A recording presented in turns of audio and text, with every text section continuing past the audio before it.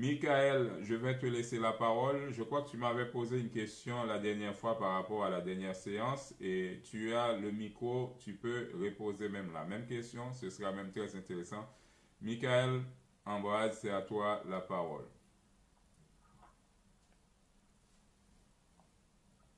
Il y a Maggie qui nous rejoint. Michael, est-ce que tu nous entends? Michael, à toi.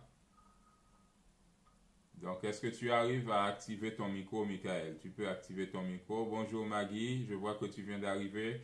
Nous avons pas mal avancé et j'ai même pas pu enregistrer le Zoom. Apparemment, je n'ai plus de crédit pour enregistrer le Zoom. Mais on a une vidéo Facebook, tu pourras le réécouter. Je ne sais pas si par rapport à la dernière fois tu avais des questions, tu pourras aussi les poser si tu le souhaites. Jean, si tu prends plus la parole, il faut juste couper ton micro. Je donne la parole à Michael. Après ça, peut-être Maggie pourra faire une intervention. D'abord, bonsoir à tous et à toutes.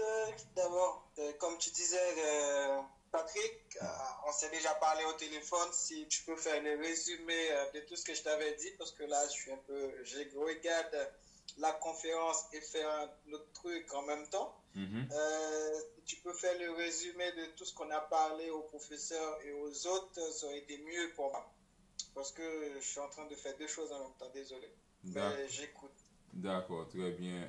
Jean, c'est que il me semble qu'on a parlé la dernière fois par rapport au fait que pourquoi en fait cette conférence, pourquoi ce n'est pas un programme construit par des Haïtiens.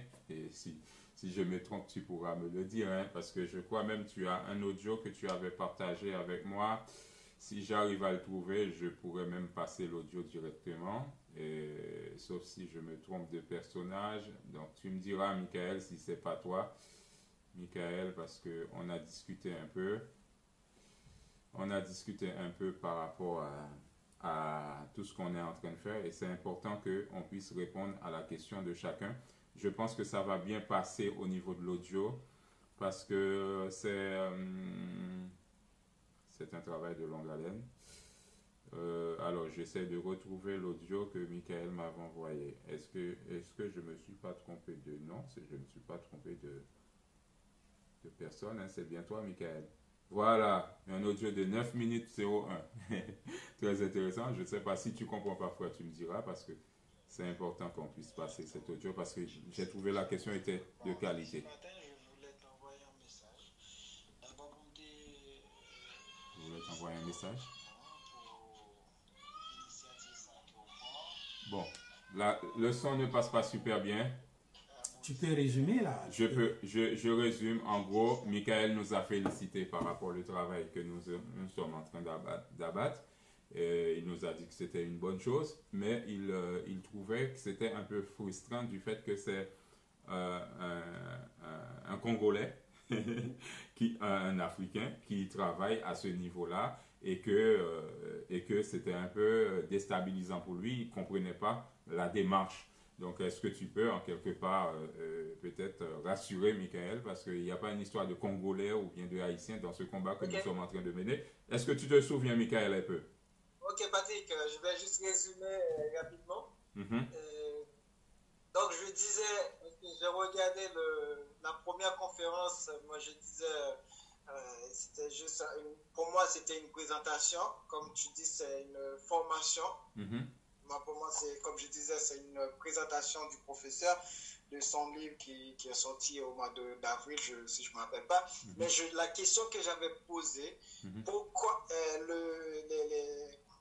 tout ce que le professeur a essayé de nous proposer, est-ce que ça a déjà été proposé en Afrique, dans son pays? Et maintenant, est-ce que son peuple a accepté ou le gouvernement a accepté? Et maintenant, il vient nous proposer.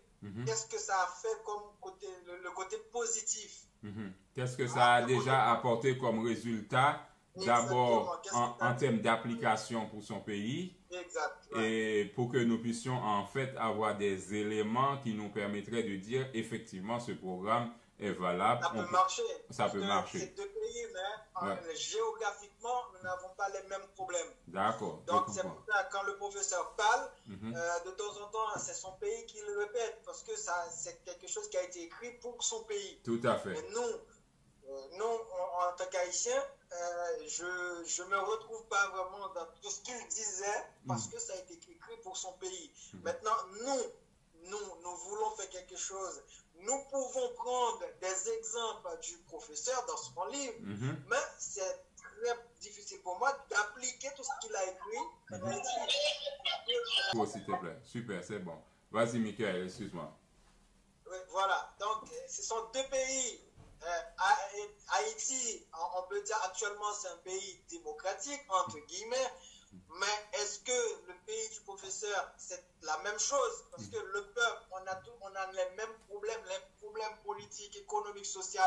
C'est presque pareil, mais les résolutions, nous n'aurons pas les mêmes résultats ou bien les mêmes façons. On ne peut pas appliquer la résolution de son pays en Haïti. Parce que c'est différent. Pourquoi? Qu'est-ce qu'il a déjà? Est-ce que le pays, son pays a déjà adopté tout ce qu'il vient de nous proposer? Et quels sont les résultats positifs de tout ça?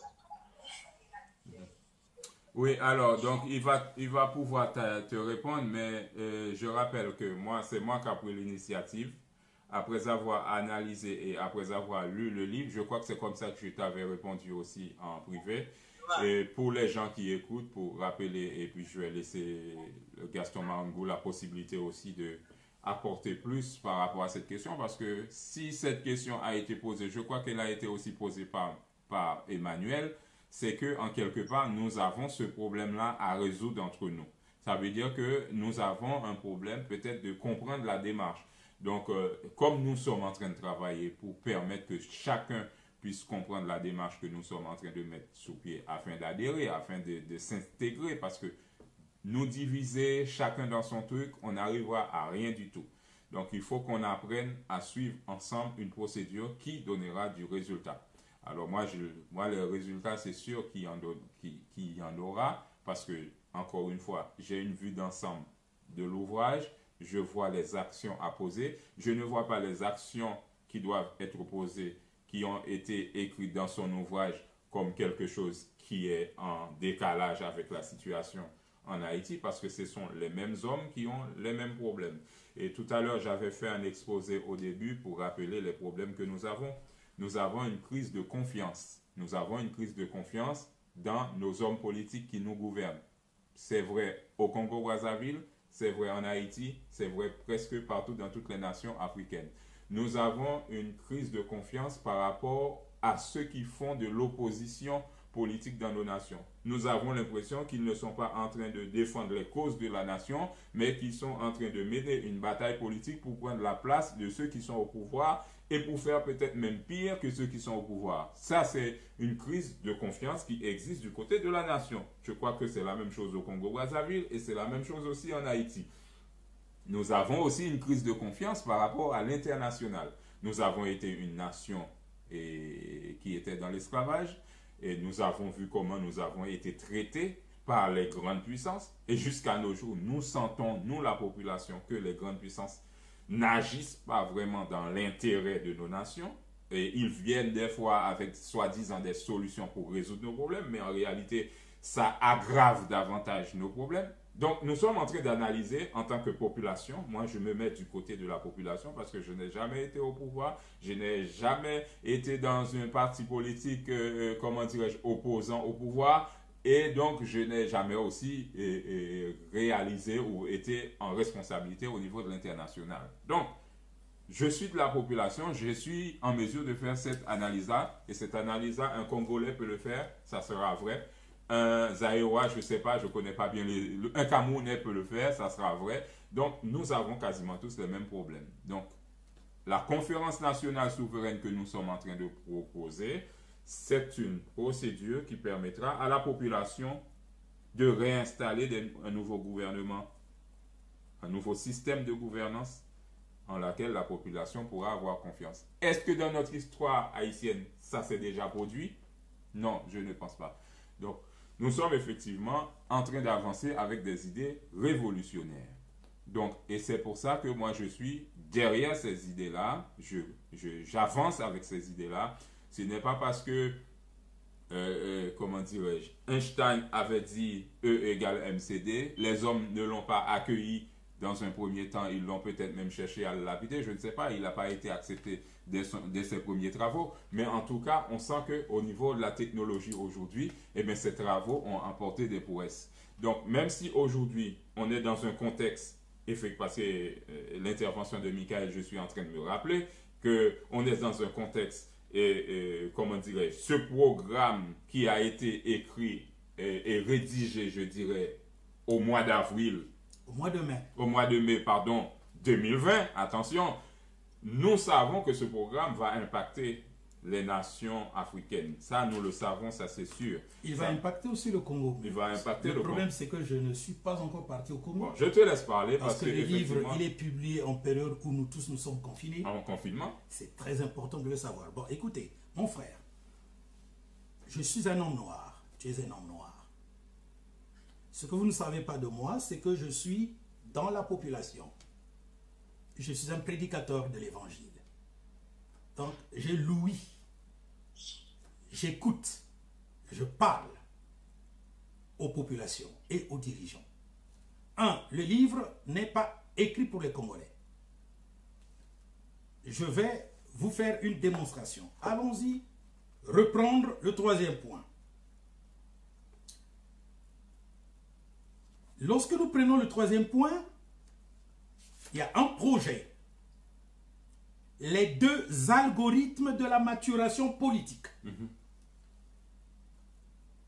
Les deux principes qui démontrent qu'on est mûr politiquement. Je pense que nous devons être capables de réaliser une maturation par la révolution. La révolution, on ne peut pas beaucoup en parler car elle tient compte des principes, des personnes, des mouvements, de la vie d'une nation. Et c'est pour cela, en le sachant, je n'ai pas voulu développer il y a à peine cette phrase. Parce que il suffit qu'on dise aux gens, vous avez besoin d'une révolution pour démontrer votre maturation. N'importe qui sait c'est quoi une révolution. Une révolution est un renversement systématique. Mettre sens dessous ce qui existe normalement. Le deuxième point, la maturation par l'éducation politique. Eh bien, j'invite les forces politiques de ta nation haïtienne à instruire la population haïtienne en matière politique parce que dans nos nations africaines et comment on appelle ça? Non, il y a un terme. Afro-caribéenne. Dans nos nations, nous ne faisons pas tellement la politique. La politique est réservée à une classe donnée. Et c'est cette classe qui fait mal la politique pour s'enrichir afin de nous faire souffrir nous.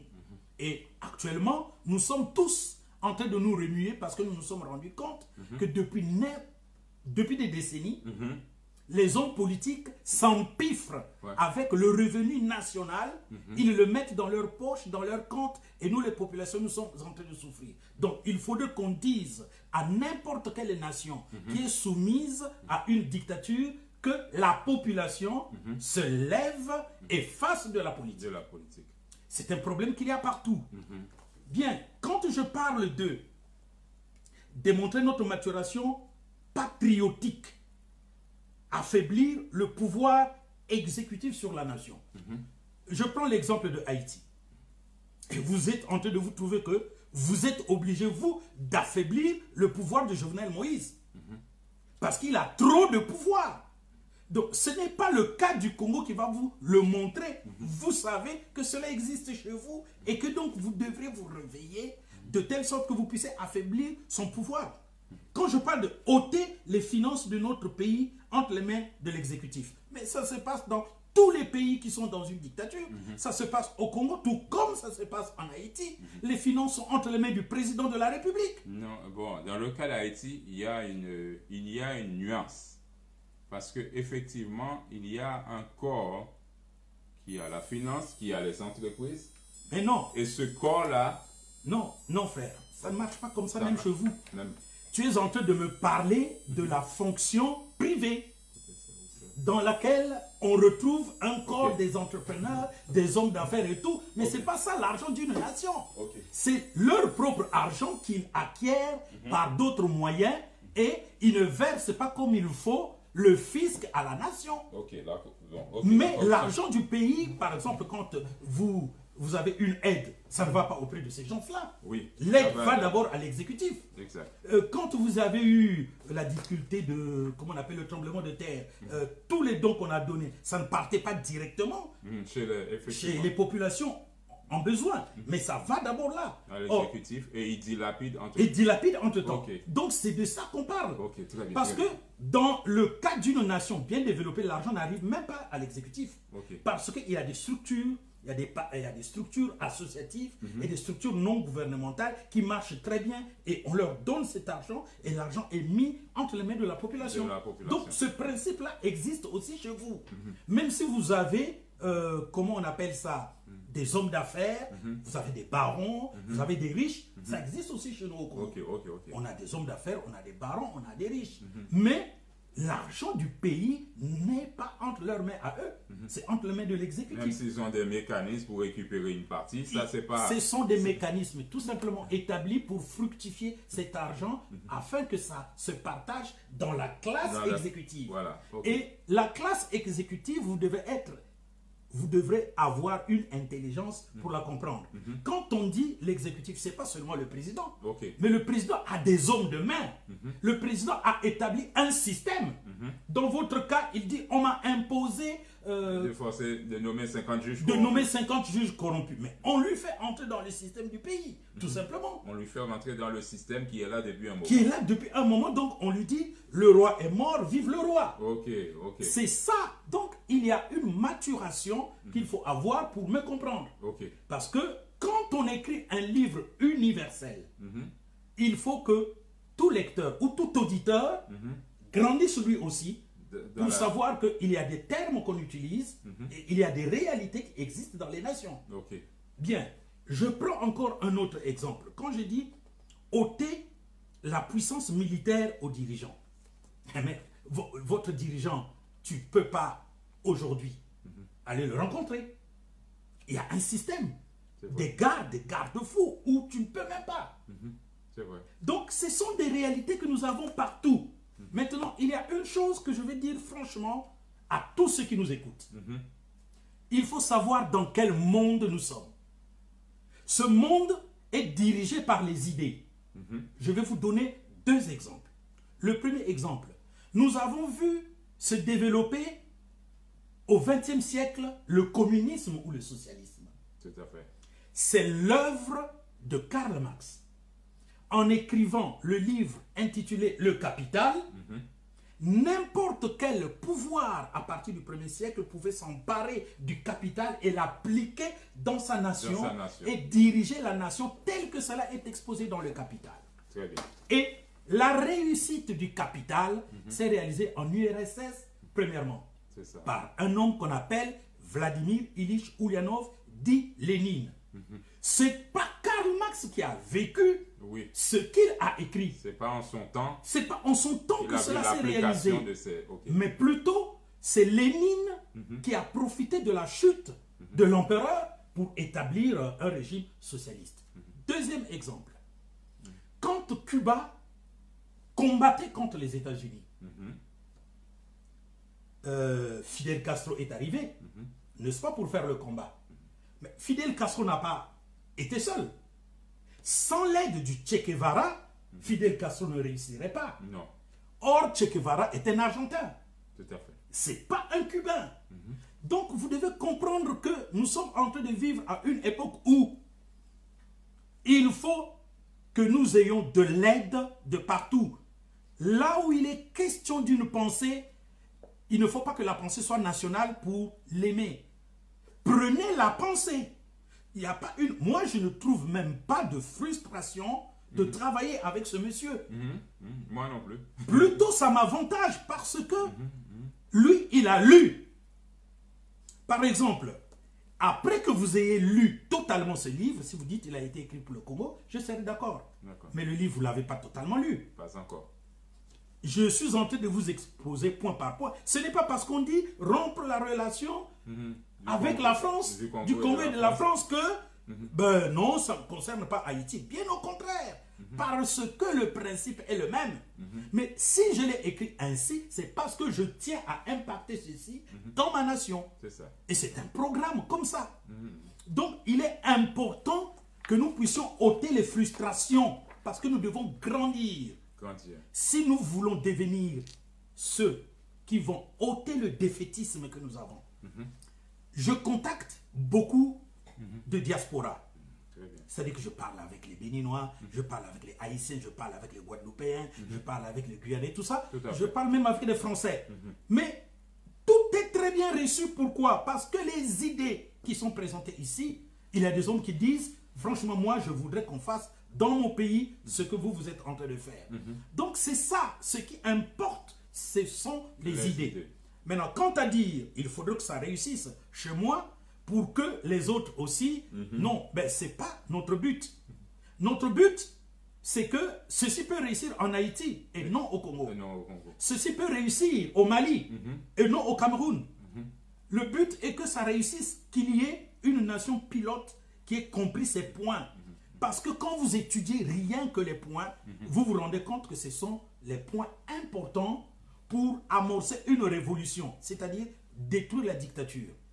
Il y a une chose que je voudrais dire sur la similitude quand tu parles. Entre les deux pays. Oui, entre nos deux pays.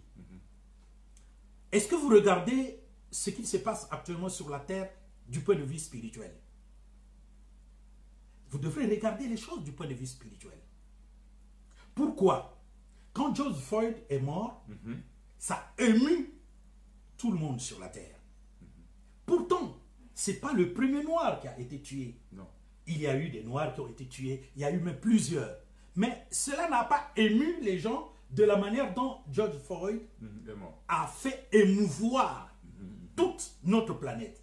C'est parce qu'aux États-Unis, il y a un président suprémaciste blanc, c'est vrai, Donald Trump, qui encourage, c'est pas le premier couac qu'il a eu avec la race noire aux États-Unis. Et lui, il sait que la race noire, c'est 40 millions d'électeurs. La race blanche, eh ben, c'est 300 millions d'électeurs. Donc, il y a un vent de soutien à George Floyd parce qu'on ne veut pas de la politique de Donald Trump aux États-Unis qui a un impact néfaste sur la terre. Or, naturellement, la politique de Haïti est dépendante de la politique de Donald Trump qui se fiche de vous. Donc, vous comprenez que le monde est en train de changer. Conséquemment, les idées salvatrices qui vont réveiller le monde proviendront de quelque part, des êtres humains. Ne regardez pas la nationalité d'un être humain. Regardez les idées qu'on est en train de véhiculer sur la terre qui va faire de notre monde ce qu'est notre monde. Je vais prendre un autre exemple.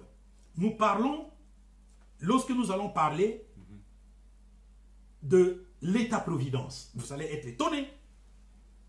L'État-providence, peut-être que vous avez une autre idée, peut-être que pour vous, vous pensez que c'est l'État qui doit s'occuper de tout le monde. L'État-providence. Non, c'est le système de sécurité sociale. Sécurité sociale, c'est ça. Le système de sécurité sociale, il n'y en a que 3 sur la terre qui est dominé tous les autres systèmes sociaux. Le système social allemand, le système social anglais, et la France a fait la synthèse du système social allemand et anglais. Et nous avons la France a le meilleur système social. Mais les Français ne vont pas refuser le système social parce qu'il a puisé dans le système allemand et le système anglais. Surtout que les Allemands les ont dominés à un moment et donné. Que le système social anglais et plutôt allemand provient d'Hitler. Hitler. Oh. Exactement. Donc, on ne va pas refuser cela.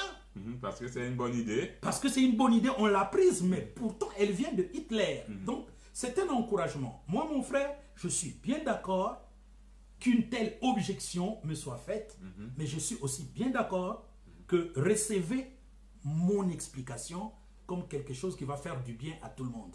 Parce que nous sommes engagés dans un même combat. Il est important aujourd'hui ne parlaient plus haïtien, que je ne parle plus congolais, que je ne parle plus guadeloupéen, ghanéen, russe, français. Non, c'est homme noir qui est sur la sellette. Voilà. Il est important que nous le sachions parce que c'est là où les autres nations nous dominent. Je vais vous donner un exemple. Ici en France, il y a une communauté chinoise. Il y a une communauté russe. Il y a une communauté, vous comprenez? Mais quand il y aura une communauté africaine, ça devient un problème. Oui. Et nous croupissons sous une telle injustice. Pourquoi? Mais parce que nous ne soutenons pas les nôtres. Mais il n'y a pas une nation, il n'y a pas une race qui sache se plaindre sur le fait qu'on ne s'occupe pas de cette race. C'est la race noire. La race noire se plaint toujours. On ne nous écoute pas. On nous domine. Et quand ils se lèvent, ce qui peut leur apporter le résultat, la révolution des mentalités, c'est les hommes noirs qui se mettent à rabaisser. Ça, c'est une chose que nous devons aujourd'hui, pendant que nous avons lié notre amitié sur une cause commune, la dictature, nous devons abolir cela.